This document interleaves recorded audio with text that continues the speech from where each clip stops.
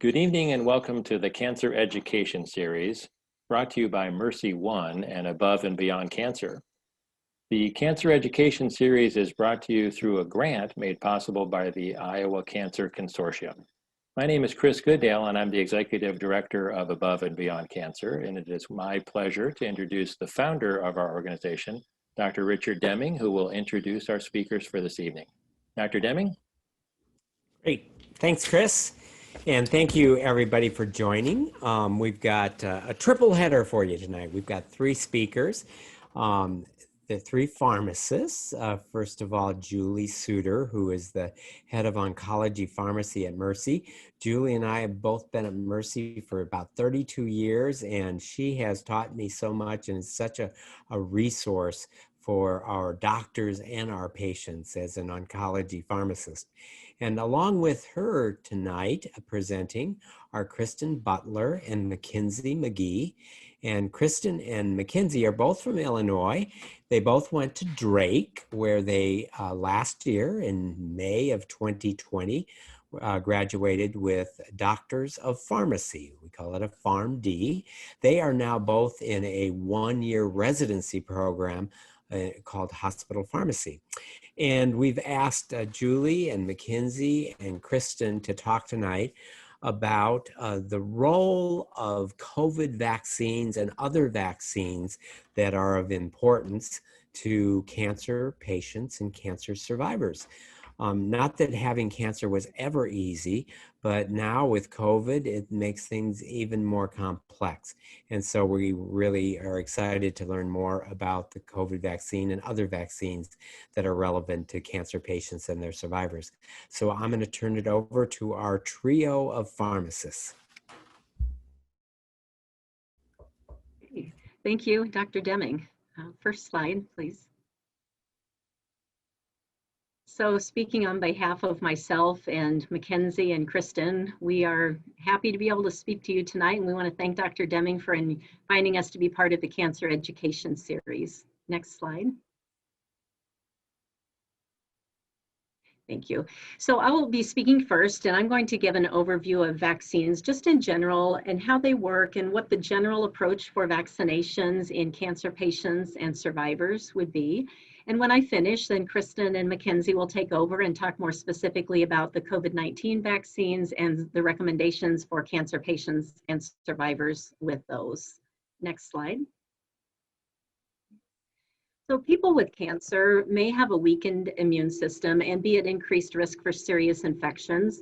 The body's immune system is a group of cells and tissues and organs that work together to help find viruses, bacteria, anything that it thinks is foreign, and then destroy those. We use the term immunocompromised or immunosuppressed when we're trying to describe a weakened immune system.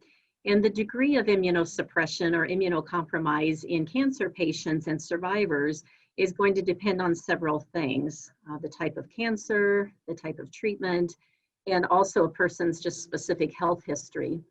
So for instance, we know that hematologic malignancies or the blood-based cancers, such as leukemia and lymphoma, are more likely to cause a person to be immunocompromised as compared to what we call the solid tumors, like breast cancer, lung cancer, colon cancer, and etc. Various treatments can cause different levels of immunosuppression.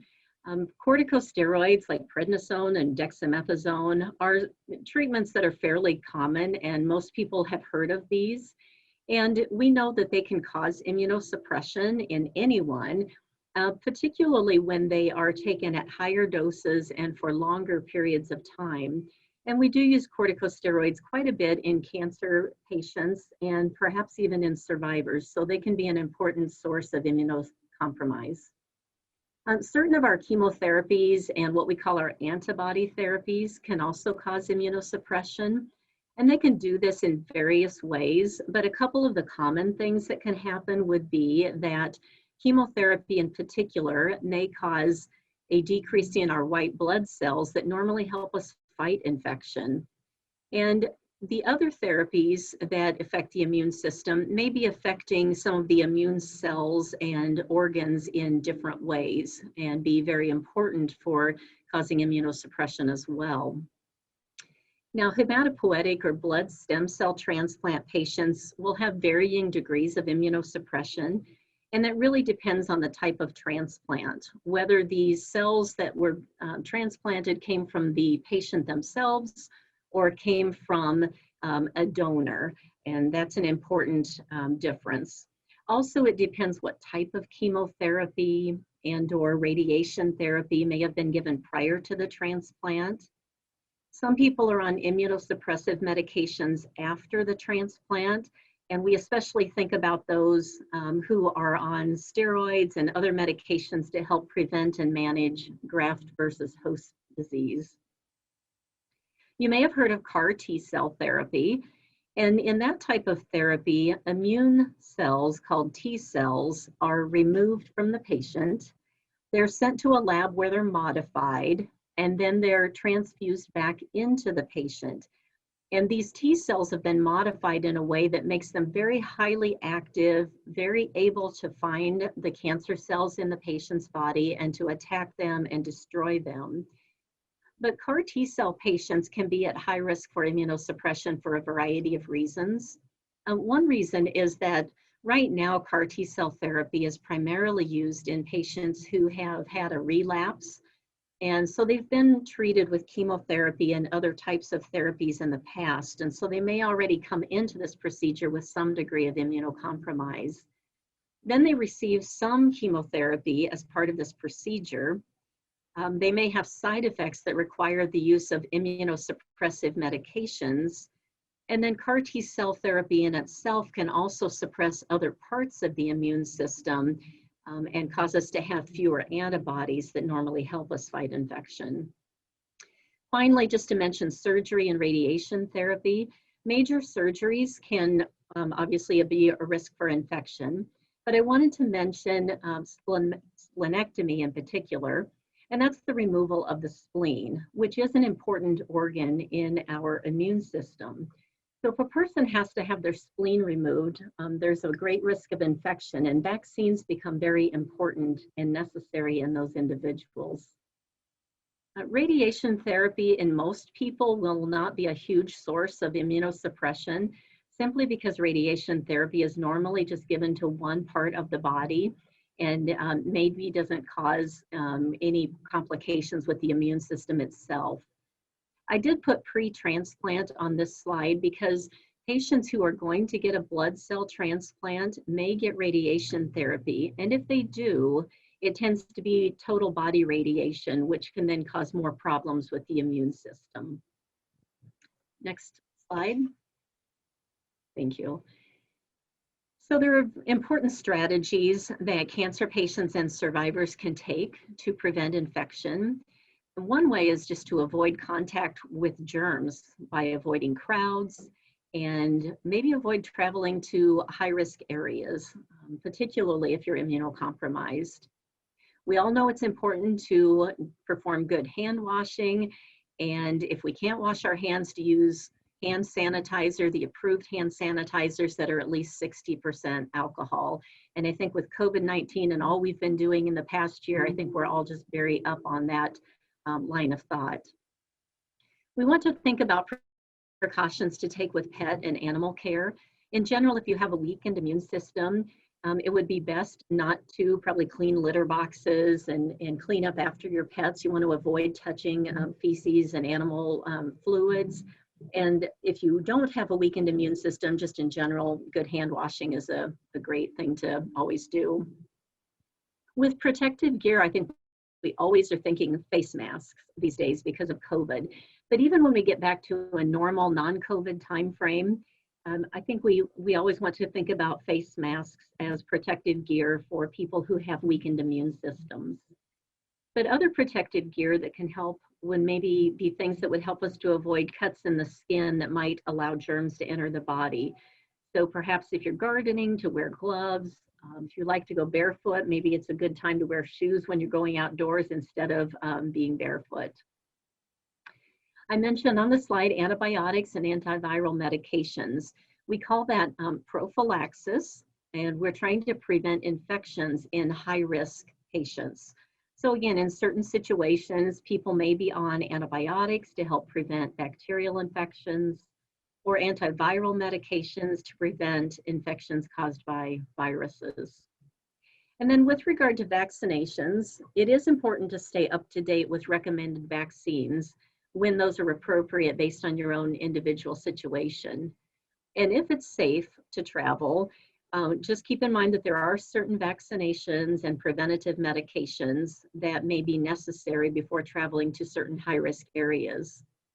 One thing to keep in mind, I think, for all cancer patients and survivors is that you would always want to talk to your doctor about whether you can get vaccines and when it would be appropriate to do that. Also, however, keep in mind that your household contacts and people that you spend a lot of time with, you would want to maybe have a discussion with your doctor about the vaccinations that they may be contemplating as well. As we'll see, there are certain vaccines that you would want your household contacts to probably avoid as well. Next slide.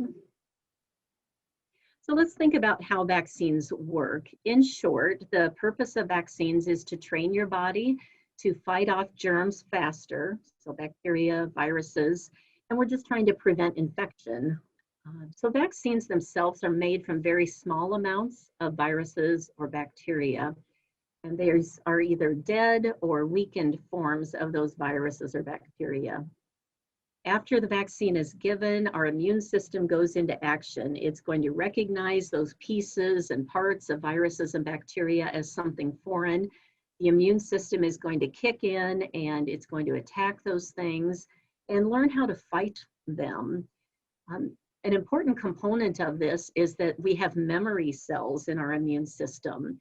And so we're also teaching our body to remember that virus or the bacteria. So if we are exposed to it again, the body will recognize it quickly and be able to fight it off more quickly and prevent infection. So that's really the idea behind vaccines.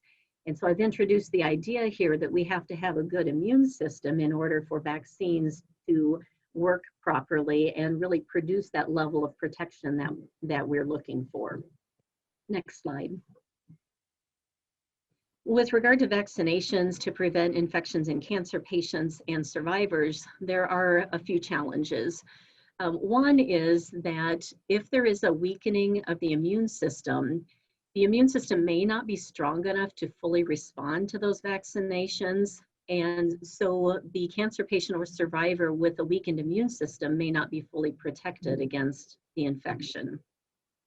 A second challenge is that some of the vaccines are made from viruses in their live form, and these live viruses have been weakened or what we call attenuated, and normally those would not cause infection in healthy people, but they can cause infection in immunocompromised individuals.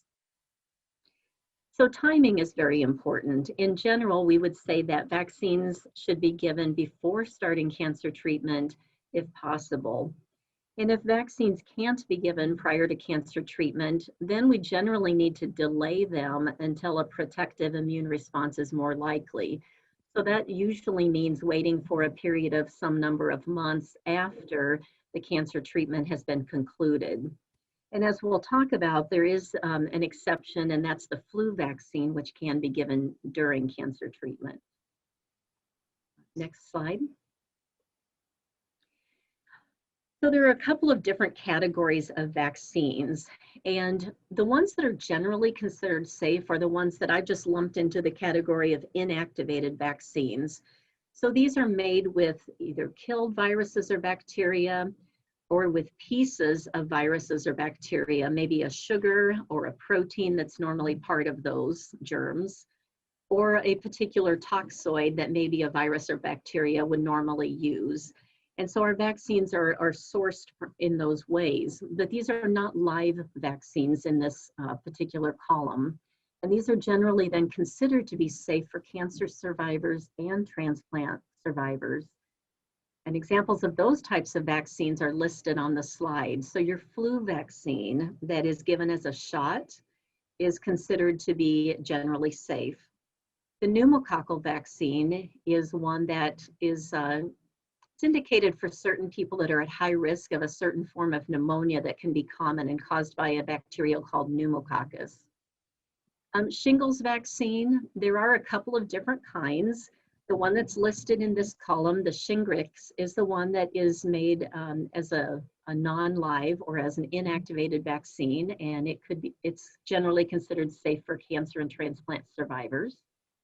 There's the human papillomavirus vaccine, which is the herpes virus vaccine. Vaccines against tetanus and diphtheria are inactivated, as well as hepatitis A and B vaccines. Now, on the other side of the table, we have listed vaccines that generally need to be avoided because these are live vaccines. We call them live attenuated, which means that they've been weakened.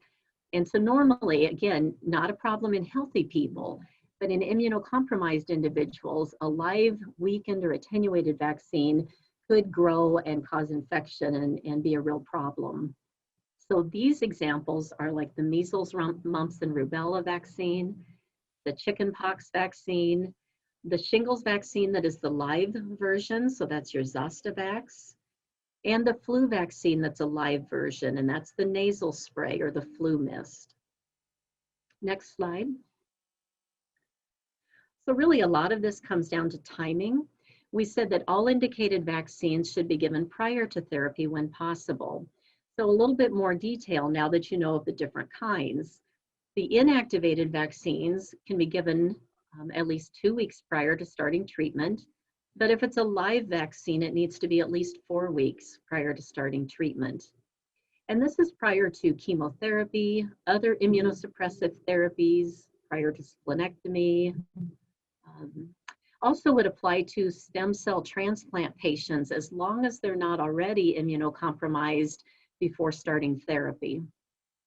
Now, during chemotherapy, we normally avoid giving vaccines because we could give inactivated vaccines. The flu vaccine is a great example, but most of those vaccines, if we did give them during chemotherapy, we wouldn't expect that they necessarily are able to produce that full response, that robust response that we're looking for. So generally, we're not going to be giving those. The flu vaccine is the exception. It is recommended and can be given during chemotherapy. And the others will generally delay until afterwards. And then just another reminder, live vaccines should be avoided during chemotherapy. So what is that delay following therapy? Well, in non-transplant patients, after chemotherapy, we normally need to wait at least 3 months before giving vaccinations. However, some people will be on treatments that are, we call them anti-B cell antibodies. And the most common example is rituximab, or you may know it as Rituxan.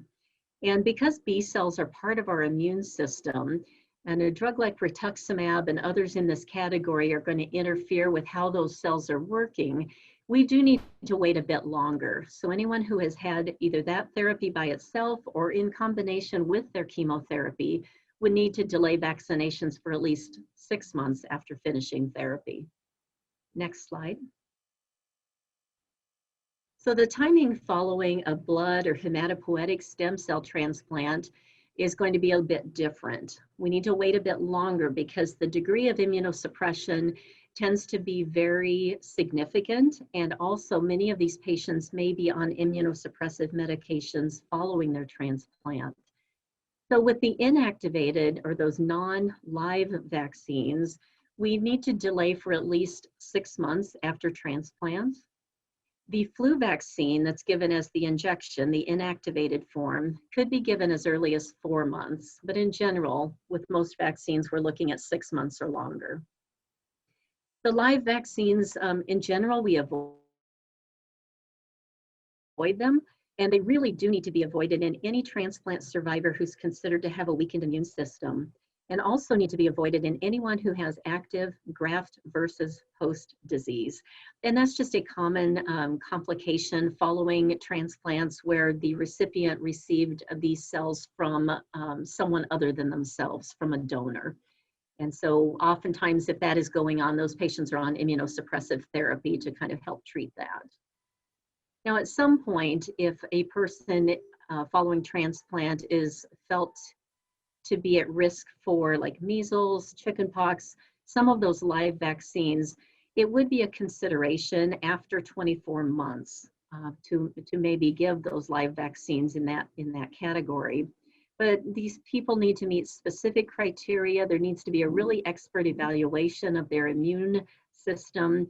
And this would be under the supervision of their transplant physician and perhaps vaccination or infectious disease specialist as well. Next slide. So we'll just look at this a little bit different way now. These are specific vaccines that are generally recommended for adult cancer patients and survivors. And my next slide will show vaccines for transplant survivors. So the influenza vaccine is recommended every year. We said that it's best to get it 2 weeks prior to chemotherapy, but we can give it during chemotherapy, and that's considered to be acceptable. However, we want it to be the shot and not the nasal spray, so we're avoiding the flu mist if a patient is immunocompromised. Other vaccines that are generally recommended would be the tetanus and diphtheria, or the one that's tetanus diphtheria with acellular pertussis. The pneumococcal vaccine, we said it's a common source of pneumonia in patients who are 65 years of age and older. So that tends to be who gets pneumococcal vaccine. But you may also see it recommended for immunocompromised patients who are younger than age 65. The human papillomavirus or herpes virus vaccine may be given to adult cancer patients and survivors if they were not previously vaccinated with this particular vaccine, and if they're age 45 or younger. The shingles or zoster vaccine, in general, it's recommended at age 50. Now this is for the recombinant, the Shingrix, which is not the live version. It is recommended at age 50 and older. And the reason I say that it would only be recommended with certain criteria, I think is simply because the entity that's part of the CDC, or the Centers for Disease Control and Prevention, that entity that gives the vaccine recommendation hasn't really given a recommendation about giving the zoster or shingles vaccine in patients who are moderate to severely immunocompromised. And so I think that, again, it has to just be an individual case-by-case evaluation as to the appropriateness of that. And then there may be other vaccines as indicated. Next slide. In transplant survivors in general, we'd like to see the flu vaccine, the pneumococcal vaccine, the tetanus, diphtheria, acellular pertussis, and the herpes virus vaccine. In addition to that, we're looking at these others that are listed. Haemophilus influenza type B, or the Hib vaccine, is important because that causes pneumonia in adults, and in children tends to be a source of meningitis. The meningococcal vaccine is recommended for transplant survivors, and that would help to reduce the risk of meningitis. Hepatitis A and B vaccines are generally recommended, and the polio vaccine, as long as it's the inactivated, non-live version of that vaccine. And again, we have this potential to give the zoster or shingles vaccine. The only reason the CDC maybe hasn't made a blanket recommendation to do this in immunocompromised patients is because there's just not a lot of, there's less data to support that at this point. But there is enough data that it may be recommended, again, on a case-by-case basis, and particularly maybe in the non-transplant patients and in people that are farther out from their therapy or their transplant. Next slide. This slide, I just wanted to list a few things that I thought might be really helpful. The National Comprehensive Cancer Network, or NCCN, guidelines for patients has a nice brochure on survivorship care that had some great information about vaccines. The American Cancer Society had a website about vaccinations and flu shots for persons with cancer that I thought was well done.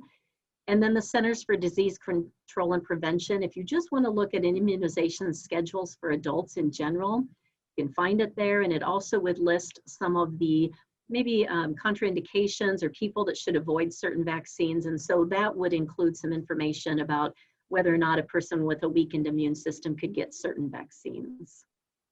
Next slide.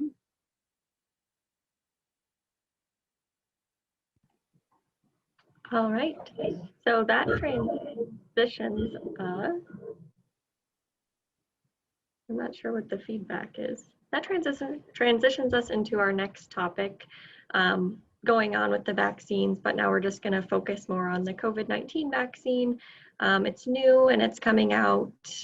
We're extending it to more people other than our first tier of individuals that qualified for it. So we just wanted to go ahead and walk you guys through some of the recommendations that have been made on that as well.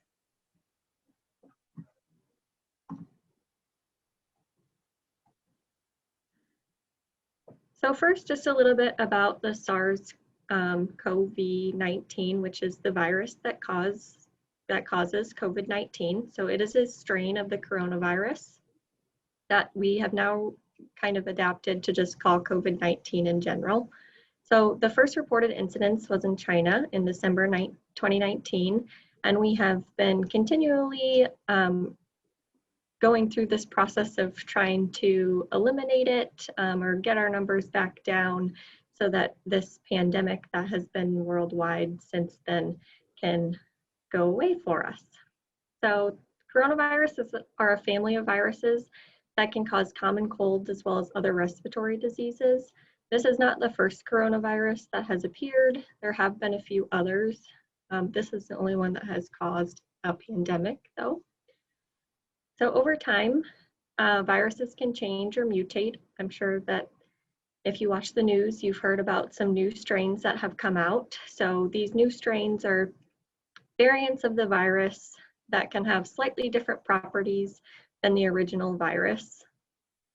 So for example, some of them may be more likely to result in infection if a person is exposed, and maybe that they're more likely to infect people, but maybe less likely to cause significant consequences than the original one.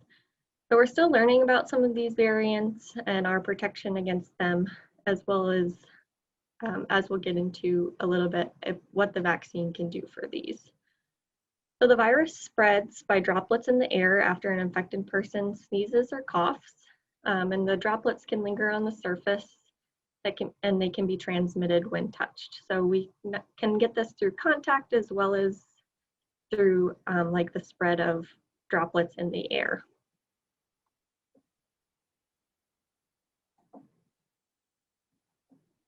So the COVID vaccine is a little bit different than the vaccines that Julie had just mentioned. This is a inactivated, not live vaccine, but the way that they have presented it in the vaccine is a little bit different than some of the other ones we're used to. So this is an mRNA vaccine, which means that the vaccine contains a small piece of engineered virus, of the virus's mRNA, which is a piece of the DNA or structure that encodes for the proteins and the receptors and other things that the virus makes in order for it to survive and replicate, things like that. So the mRNA instructs the cell in the body to make the virus's distinct spike protein, which is what we're trying to target with this vaccine. So the spike protein is a crucial part of allowing our body to react to the SARS-CoV virus, COVID-19 virus. And so when a person receives one of the vaccines, the body produces copies of the spike protein from the vaccine mRNA being incorporated and then allowing for our own cells to make copies of that spike protein. It does not cause disease, but then the spike protein triggers the immune system to learn and react defensively and produces an immune response against COVID-19. So this is the same thing that Julie was talking about earlier. We elicit an immune response so that our body can then remember the virus that causes the reaction, and then from there our bodies can respond quicker in the future. So once the immune system learns what the virus looks like, the next time it approaches the immune cells, they can respond faster and have a more robust response so that we can hopefully control the reaction or the virus infection more quickly and with a higher response. So this helps to decrease the incidence and complications from COVID-19 in general. So that's why our vaccine is so beneficial to us right now. So what COVID-19 vaccines do we actually have? So we have two that have been gone through the FDA and have been approved for use currently. Kristen's going to talk a little bit about why that's a little bit different than some of our other vaccines that are approved for use on the next slide. But the ones that we do have and have been administering include the Pfizer vaccine, which is a 2-dose series with the second dose being 21 days after the first. And then we have the Moderna vaccine, which is also a 2-dose series with the second dose being 28 days after the first. So that's really the only one of the big differences there is the time that you have to wait in between your first and second dose. There is also a Johnson & Johnson vaccine that's currently in the process of getting approved, and they're hoping that that will just be a 1-dose series for that vaccine. The Pfizer and Moderna vaccines have shown through their studies that they are roughly or more than 90% effective after getting 2 doses. Whereas I actually just saw this morning that the Johnson & Johnson vaccine came out and it's roughly 60% effective. They've studied it in different areas. So in the US, it was 72% effective, but in different areas, it was a little less effective, causing the average to go down to roughly 60 or so. The other difference between Pfizer and Moderna is that Moderna is only approved for people 18 and older, whereas Pfizer is approved for those that are 16 and older.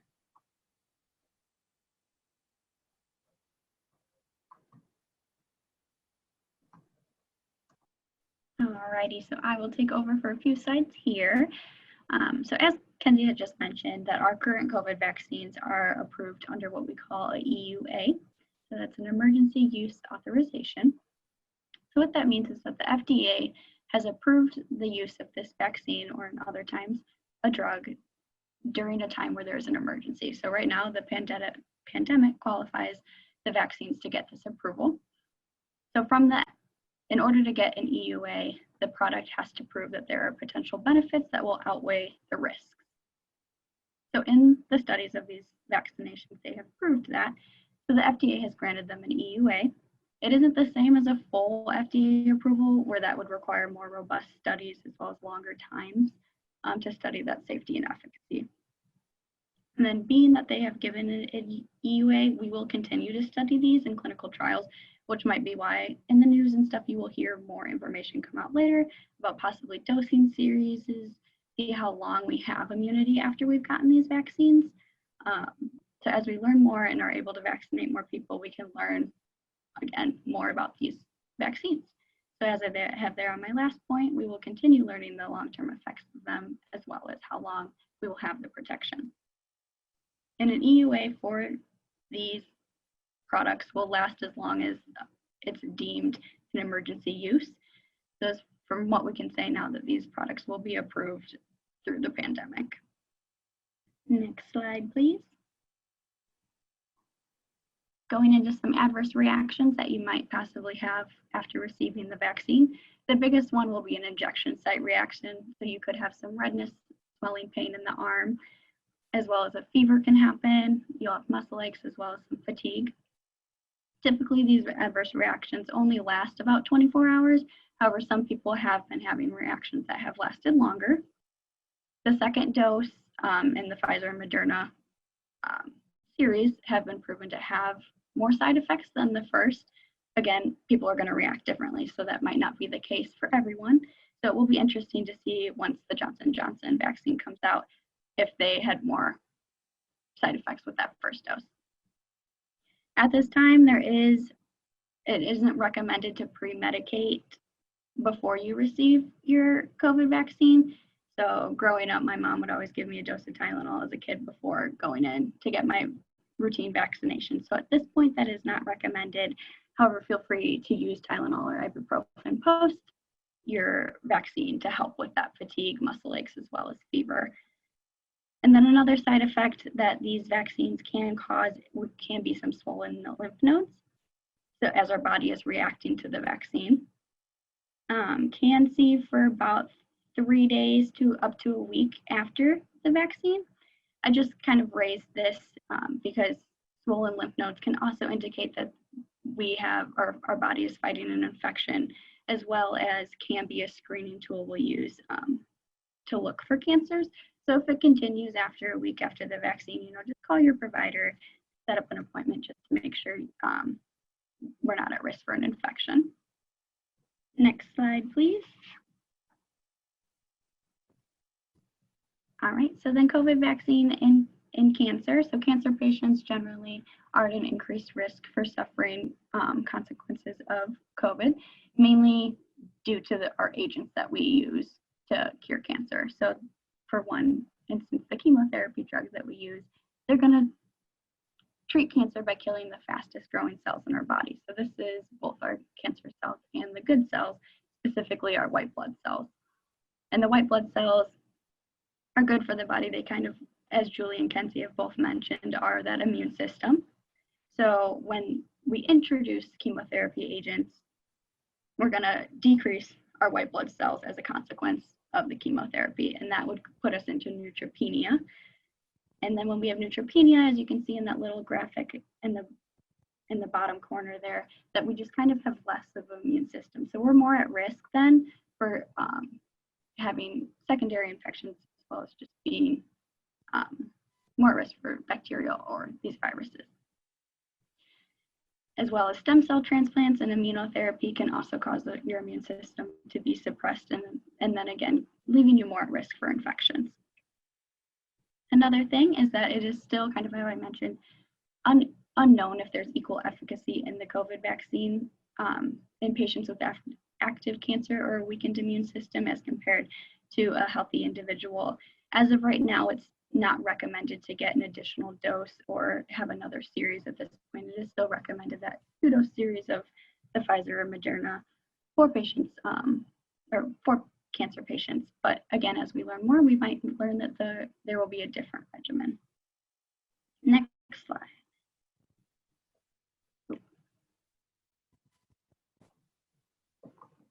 All right. So next I'm just going to talk through the NCCN guidelines for COVID-19 vaccines and cancer. And then Kristen's going to wrap up with just a broad overview of what should be recommended in cancer patients or survivors.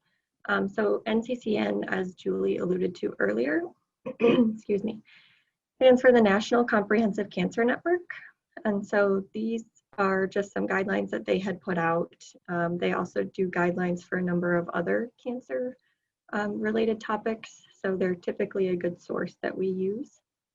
So their guidelines suggest that stem cell transplant or CAR T therapy patients should wait at least 3 months after getting the transplant or therapy before getting the vaccine. So that's a kind of specific recommendation, but I would make sure that you talk to your oncologist or provider in order to make sure that they agree with the 3 months. This is typically a pretty renowned network that puts out these guidelines, and a lot of oncologists follow what they put out, but just have that conversation and make sure that you're not at risk for anything before getting the vaccine. Also, those receiving cytotoxic chemotherapy for hematologic malignancies. So as Julie had said earlier, this would be like our leukemias or our lymphomas. These patients should typically wait until they have cell count recovery post-chemotherapy. So as Kristen just alluded to, chemotherapy can knock down our white blood cell count. And so we'll want to make sure that we have a recovery in that cell count in order for our immune system to elicit a response to the vaccine that we're receiving. Another population is the surgery population. So if there is surgery planned, the vaccine, it's recommended that the vaccine should be separated from the day of surgery by a few days is what the guideline that they put out or recommendation that they put out said. And that's in order to tell whether the cause of the symptoms, such as like fever, would probably be the big one, is due to the vaccine, or if it's maybe due to an infection post-surgery, stuff like that. So they want to separate those two so that if anything happens after surgery, it can't be brushed off because you had just gotten the vaccine and it could be a response to that. Again, I think Kristen will go a little bit more into like an overview of the recommendation, but I would talk to your surgeon and they likely have some sort of time frame that they like to follow. Other than these current populations or these situations that I just listed above, the NCCN guideline didn't suggest that there was a need to wait to get the COVID-19 vaccine and any of the other populations, but Kristen also will go through a few more of those specific patient populations. So the guidelines also put out special populations that they were kind of looking at or more concerned about.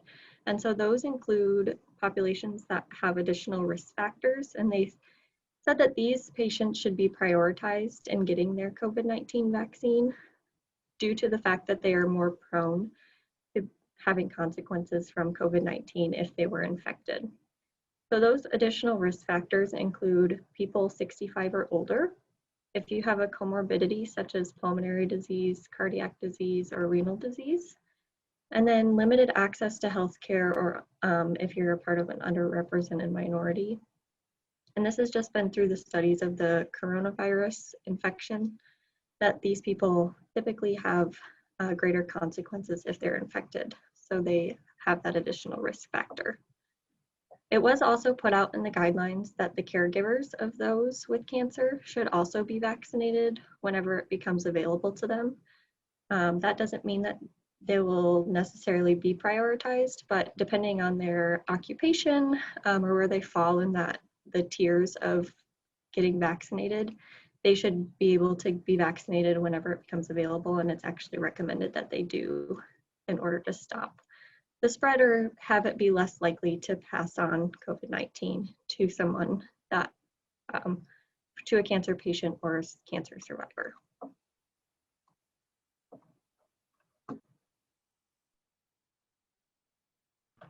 Alrighty, so like Ken had mentioned, we kind of gave you a lot of information of what the guidelines recommended, so I just wanted to lay it out a little bit smoother here.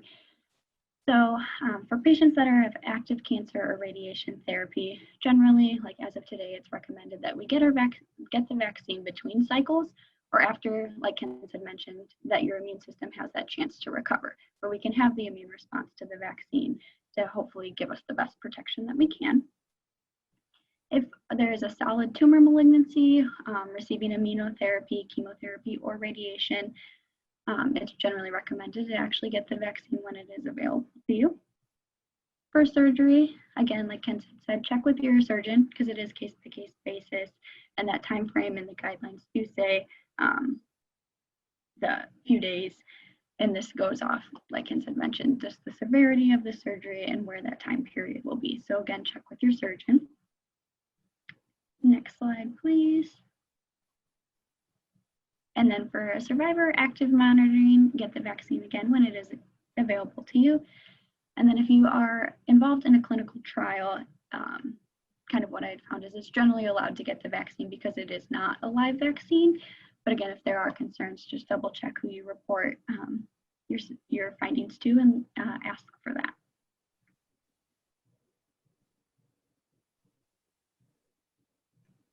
Okay, so to wrap up with the vaccines that I discussed, as a reminder, if it's not the COVID vaccination, the guidelines were to get vaccinations at least 2 to 4 weeks before starting cancer treatment if possible, depending if it was the non-live or the live version. If not possible to get vaccinations prior to treatment, then typically they're delayed until after treatment, at least 3 to 6 months after treatment, or at least 6 months after transplant. The exception being the flu vaccine that is the shot. And then live vaccines do generally need to be avoided, particularly in immunocompromised patients, survivors, and transplant survivors. And so we do have 2 available COVID-19 vaccines that are mRNA vaccines, and they are not live. So that goes along with some of Julie's statements up there. It is a unique vaccine though, so just be aware of that. And then in a broad statement as to who's recommended to get it and who shouldn't, really, as long as you're, so active chemotherapy, as well as if you're a transplant patient or have CAR T therapy, if you're undergoing radiation or a surgery patient, you should have a discussion with your provider just to talk about timelines. The NCCN did make some recommendations, as Kristen and I went over, but just making sure that they're okay with that as well, since this is a newer vaccine that's out. Otherwise, all others should get the vaccine as it becomes available to them, based on how the states and government has their tiers lined up for who can get the vaccine at what point.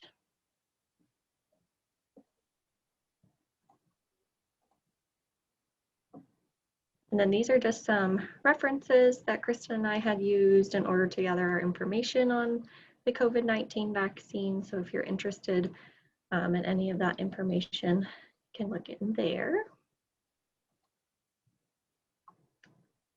Otherwise, that concludes our presentation.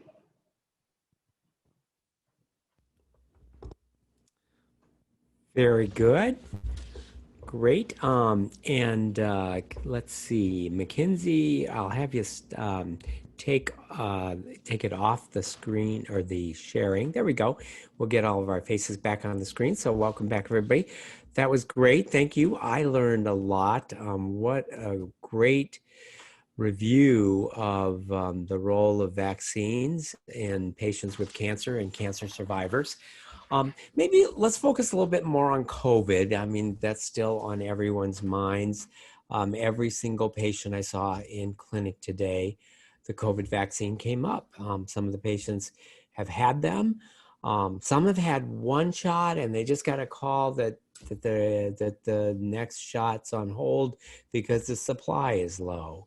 And others are wanting a shot, but one is 54 years old, doesn't quite meet the age criteria yet, but has just completed cancer treatment in the last few months. And we talk about, people that are at increased risk, but yet the process that we have in place right now doesn't necessarily encourage a process by which patients younger than 65 can easily declare their risk and move to the head of the line. So lots of unanswered questions. Let me just ask you, Kristen and McKenzie, have you helped at all with any of the vaccinations that have been going on? I know that when we healthcare workers, when I went to get my vaccine, some of the pharmacy staff were helping with the whole vaccination process. So maybe have one of you tell me, what's it like to try to draw up 6 doses of a vaccine from a tiny little vial? And from a pharmacy perspective, how difficult is this process of temperature regulation and drawing up small doses and using them before they expire and getting them in the arms and keeping track of everything? I'll just invite any one of you to comment on what you have learned about COVID vaccinations during the I guess we started in December, if I remember correctly. I guess I'll jump in. I don't think that Kristen has either, but I'll let her speak for herself. But we actually haven't had the opportunity to try to administer vaccines to the people that have come to the hospital in order to get them, or the healthcare staff, just because we jump around from different specialties every few weeks. And so it's always, our schedules get kind of crazy, and we're trying to learn as much as we can with the pandemic going on. So there's just a lot of being pulled in different directions and trying to decide, how we can help. So we haven't had the opportunity to actually administer the vaccines, but just from getting our vaccine, talking to the people that have been administering, it seems like it's going fairly well, that our process is down to a T, really. It's very efficient. They get people through very quickly. And so I don't think anyone's really had to wait that long in line in order to get their shot, or even afterwards to report it to the Iowa immunization system. So I think overall it's been good. I had a very positive experience getting my vaccine, but unfortunately I haven't been able to help administer those yet this year. Thanks, McKenzie. Kristen, anything else to add? No, she pretty much hit it right there on the nail.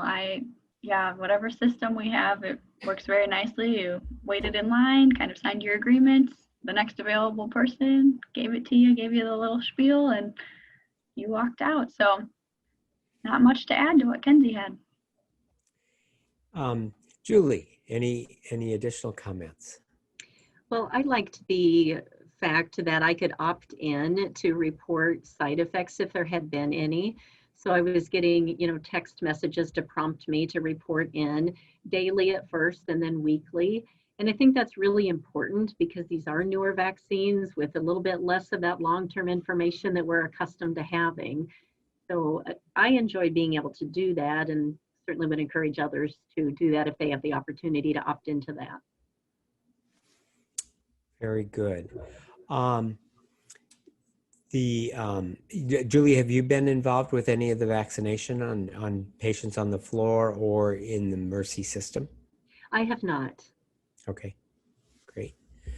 My experience was also very favorable when went through the process, and I think what's the most frustrating to many people is just how many phone calls you have to make. We as healthcare workers really benefited from the fact that our employer Mercy stepped up, as did the other major healthcare systems, and provided it in-house. Getting back to cancer survivors. So let's say patients are now out from their cancer treatment and are trying to remain as healthy as possible. You listed some resources that are really good because there are some vaccines that don't kick in until someone reaches a certain age. I can think of, for example, shingles and pneumonia, and many times as a cancer survivor who's been a survivor for 5 years, 10 years, gets back into the regular follow-up with primary care. Is there a need for any other consideration of age? Let's say someone was diagnosed with cancer in their 40s, early stage breast cancer, was cured of their breast cancer. Would their need for immunization for some of those age-related immunization, shingles, pneumonia, et cetera, would that change at all because of their history of cancer? And let's say they had chemotherapy as part of their regimen, but it was, a decade earlier. I think as long as there's not a reason to think that they have ongoing immunosuppression, not on steroids and that type of thing, I don't know that there would be an indication for like the pneumococcal pneumonia vaccine. Not quite at the age yet until you hit 50 for the shingles vaccine. And I guess the only other consideration would be, if someone felt that there was a need for the herpes virus vaccine and they hadn't been vaccinated and were still younger than 45. Okay. Let me shift a little bit and let's talk some more about HPV vaccination.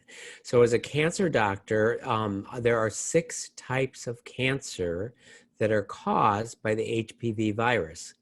And those 6 different types of cancer are cervix cancer, vaginal cancer, vulvar cancer, anal cancer, cancer of the penis, and oropharynx cancer.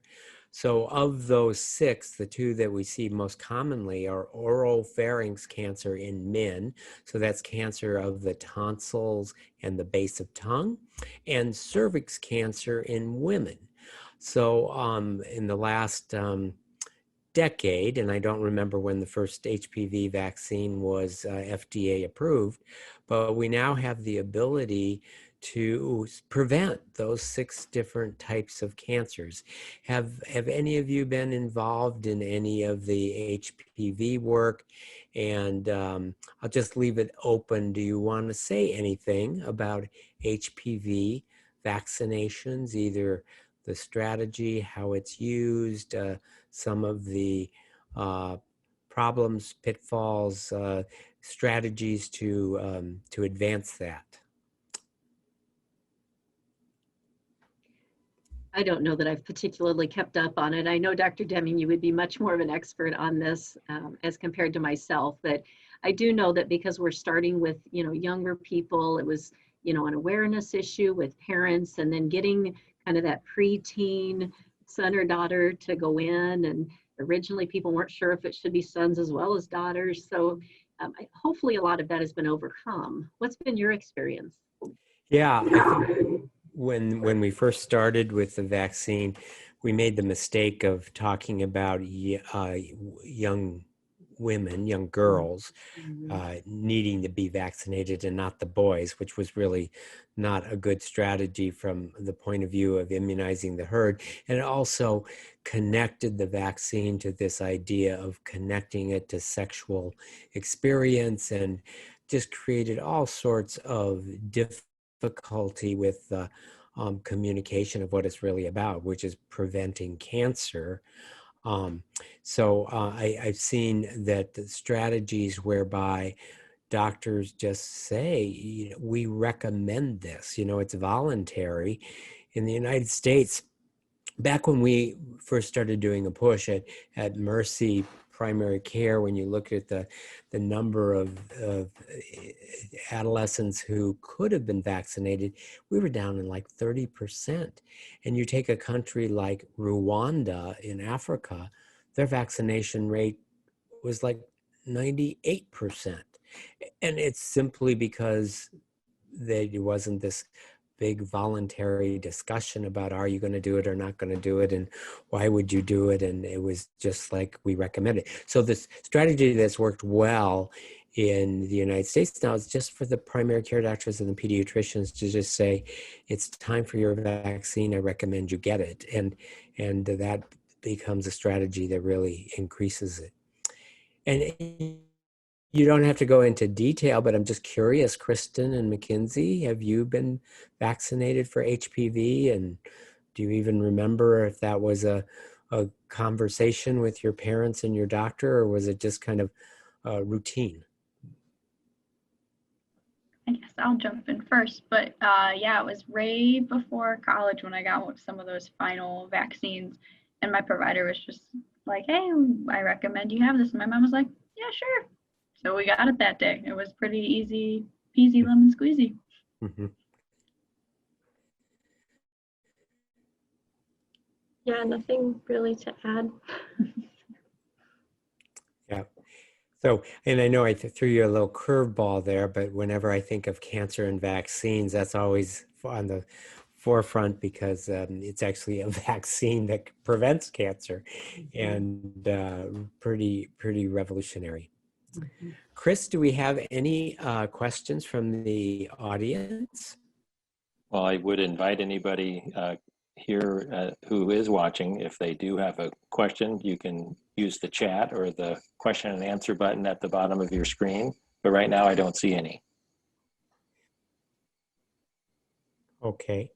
Well, we are at the end of our hour, and I want to thank Julie and McKenzie and Kristen for all that information. That was great. And thanks also for providing websites, because with all the different vaccines that are out there, nobody ever remembers everything. So knowing that we have resources that we can turn to get our questions answered, I appreciate it.